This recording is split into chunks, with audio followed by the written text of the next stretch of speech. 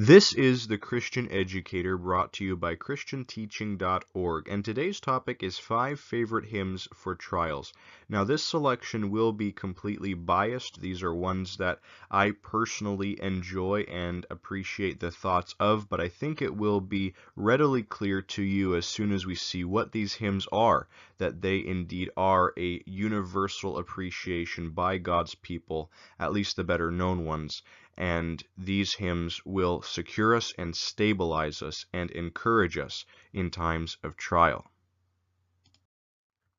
Number 1 is Be Still, My Soul. This is probably my all-time favorite. Its author is Katharina von Schlegel, and she was born in the 1600s and lived most of her life in the 1700s, although her date of death is unknown. She appears to have been connected to early Lutheran pietism, and Jacob Spener was the father of early German pietism. The tune is Finlandia, and that originated in a Finnish patriotic hymn, and it is known for several tunes, several hymns rather, one of which is We Rest on Thee, our shield and our defender. And so it is a very meditative and thoughtful tune, which is appropriate for stillness through grief. There are a couple thoughts in this hymn that really strike at our heart chords, and the first stanza really emphasizes the faithfulness of God amid pain. Be still, my soul, the Lord is on thy side. God has a purpose that he will see through to the end. The second stanza talks about the providence of God amid mystery. In other words, we can trust his guiding hand even though we do not understand what he is doing. Then in the third stanza, it speaks of the sufficiency of God amid loss. Be still, my soul, when dearest friends depart. And that's a painful, painful experience. And yet in that, God allows our souls to be still. The fourth stanza speaks of our final rest and our restored joy. And these are things that we even see. We'll look at a couple main lines in the hymn in the next slide here. A couple key lines that we notice that kind of emphasize these themes are given here. We remember in the first stanza, the Lord is on thy side. Leave to thy God to order and provide. In every change, he faithful will remain. Then there is the stanza, Be still, my soul, the waves and winds still know his voice who ruled them while he dwelt below. In other words, it's emphasizing to us that the same Christ who controlled the waves and the winds while he was on earth still controls the extent of the trial in our lives. It speaks of knowing better his love, his heart, who comes to soothe thy sorrow and thy fears. This is in the context of losing a friend. And so we never experience God so much as we do in the trial. I really like the line where it says, Be still, my soul, thy Jesus can repay from his own fullness all he takes away. Never forget that God will be no man's debtor. And he will prove that, as the last line says, all safe and blessed we shall meet at last. There will be a day of restored joy. And the obvious verse that our minds go to is Psalm 46:10. Be still and know that I am God.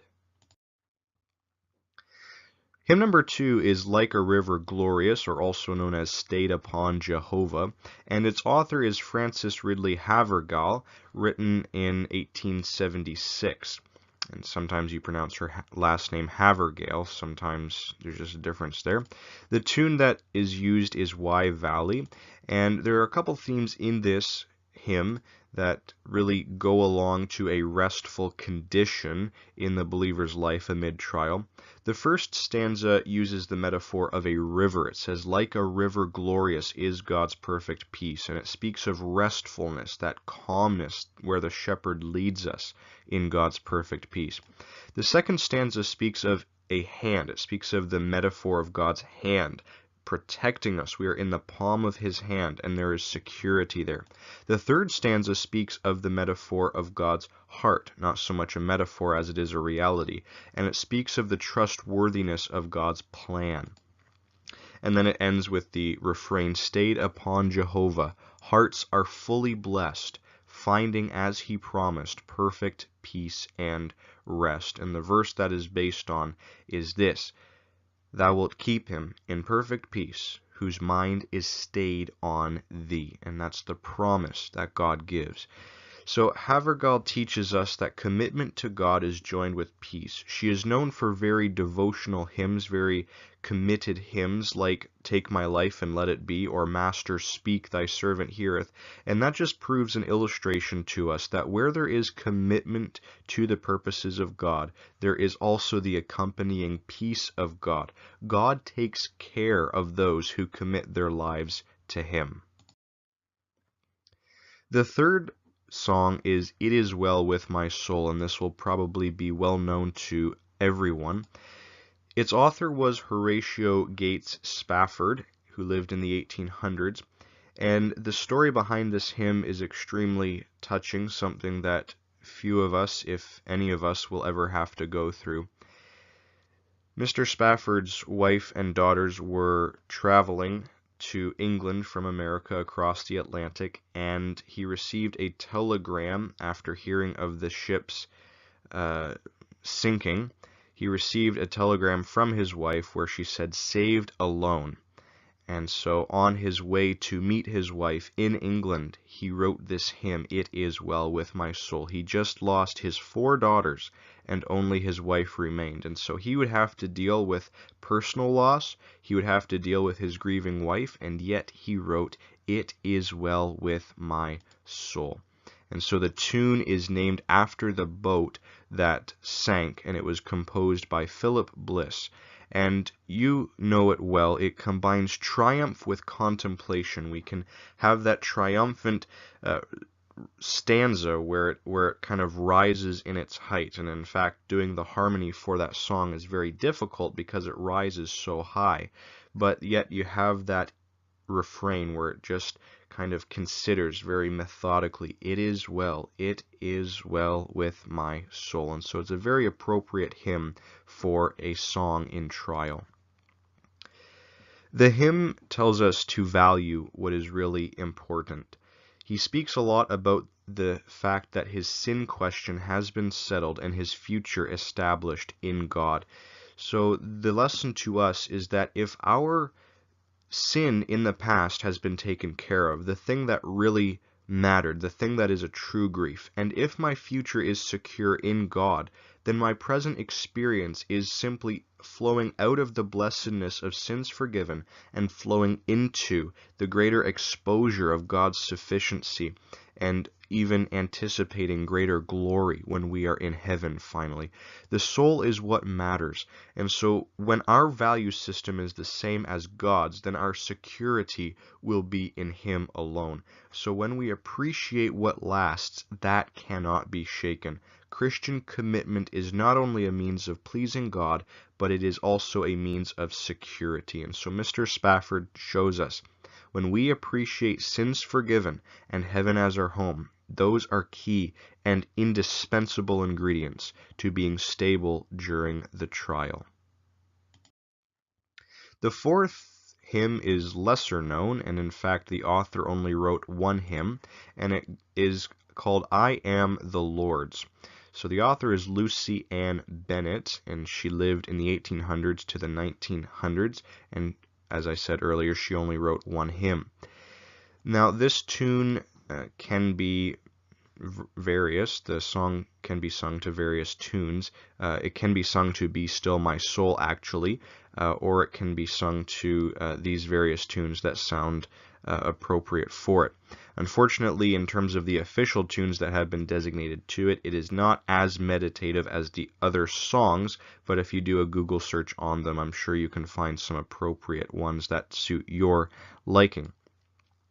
So since it's a lesser known hymn, I'm just going to paste the verses on here, and if you want to pause and just consider them on the video, for those who are listening through audio, you'll just have to look them up online.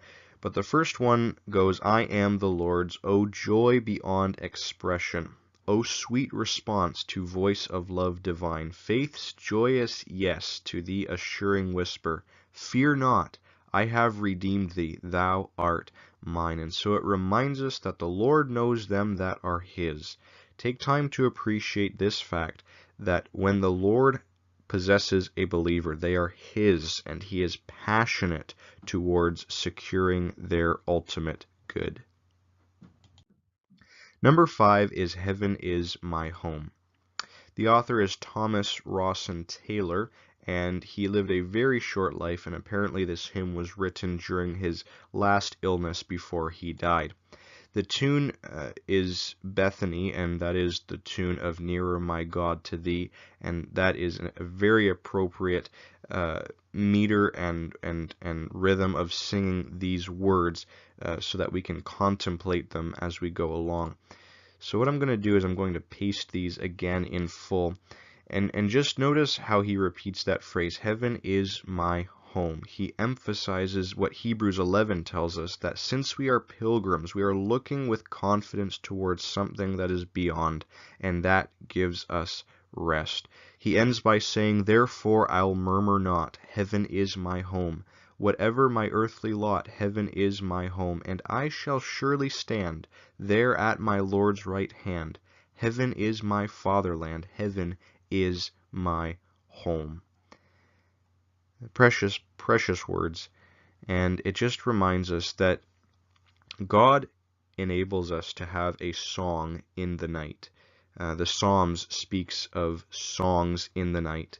And if we incorporate these hymns into our lives and make them dear to us, then we will find that often the Lord gives these to us as gifts in order to give us peace during times of difficulty. And they will cause us to take a step back and just to think for a while of what really matters and what we really have in the face of trial. We have God, we have heaven, we have sins forgiven. And if we but rest in these things, they can remind us that God himself is our sufficiency. And so I just wanted to give these 5 hymns something that have spoken to my personal experience, and I hope they will be able to speak to yours as well. Don't forget to visit us on our website at christianteaching.org. We are also on Facebook, Twitter, and YouTube as well. And we also have a newsletter that features a daily devotional as well as all of our other publications on our website. So don't forget to check that out and let me know if you have any ideas for future episodes. Thank you and God bless.